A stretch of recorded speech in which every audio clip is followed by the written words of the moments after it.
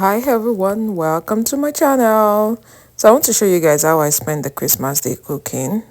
So we decided on gbegiri and ewedu Abula because we were just tired of rice. So I was blending, trying to peel the beans here.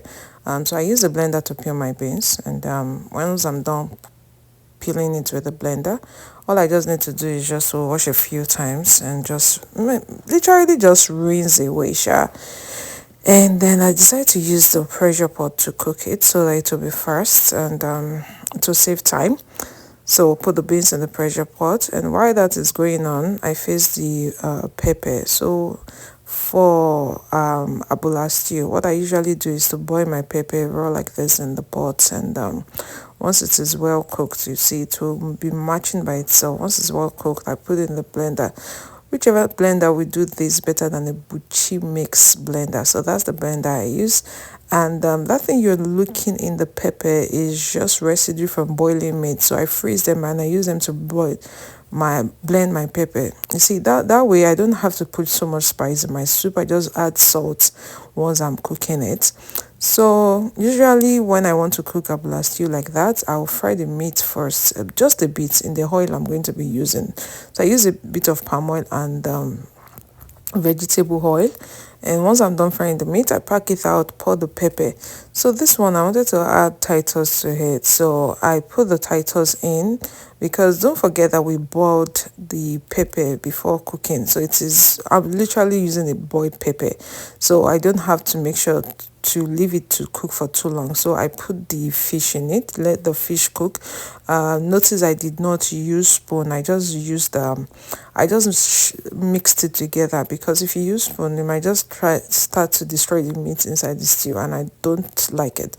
So once I put salt, I mix again by carrying the pot. And once it's cooked a bit, I go in with the meat and mix everything together again. Watch the water at this point, so that because it's fish, it usually makes a stew watery, so be careful with that. And when the stew is done, next I face the ewedu. I have a very unique way of cooking my ewedu. So I buy frozen ewedu from the Asian store. So I boil first. Once I boil my ewedu, all I just need to do at that point is just to blend. Then when I finish blending, I put iru in the pot and some salt also. Then I pour the blended ewedu, cook for a little bit, so that the iru is locust bean anyway. It's going to enter into the ewedu, and that's all.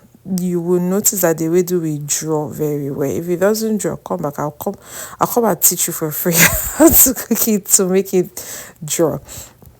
That is done, and by then our beans is already cooked, and I blended it again with my buchi mix blender. I added just one pepper to it because I like pepper, so I added pepper to it. I don't use crayfish at all. So if you want to use crayfish, it's totally fine by you. I don't use crayfish at all, because my child does not eat crayfish, so I don't use crayfish. And once I'm done like with that, blended, it's cooked, and I'll just put it on fire. You know, there's something that Yoruba people say about gbegiri. They will say, we roll out gbegiri. Once you put it on fire, you want to consistently stir, because if you don't, it is going to overturn on the fire. Omarupano, like the Yorubas will say. So I added a bit of palm oil in it, and I started turning, and voila, my soups are ready. So the ewedu is ready, the gbegiri is ready, and the abula stew is also ready.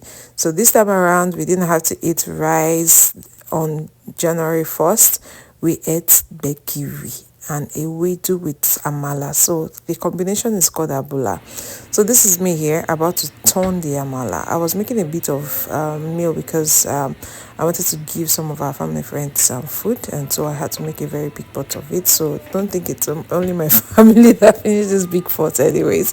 So I still use the old-fashioned way, and this omorogun, the turning stick, came with me from Nigeria since 2018 that I came to Canada here, and I've been using it since then. I love this turning stick, like I love it.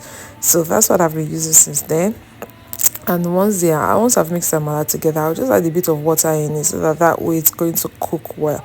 And the amala is ready in less than 5 minutes. Let's just say 5 minutes, because you're still gonna put water and then let it cook a bit. So there you have it. What did you eat on January 1st? Did you eat the usual rice or you went local like we did?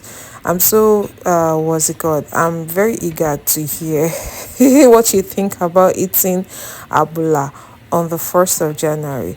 And before I forget, I think we drank Gary first that day, so that will be our first Gary in 2024. It's just an inner joke between my husband and I. We'll be like, we've taken Gary this year. So there you have it, guys. So this is what we had on the 1st of January, and we had fun having this because we were tired of jollof rice at this point. Like all the Christmas parties we went to had jollof rice. I had to cook jollof rice also for my clients multiple times, and once you cook at home now it's going to remain. And so we had rice and we went continue eating the rice until I'm just like, you know what, I'm tired. And at this point I was tired of egusi soup too. I was tired of vegetable, like everything was just like. And I think it's just something about Misha. Once I cook a particular meal, what's it called, what's this English now, you should borrow me the English. Once I cook it, what's it called,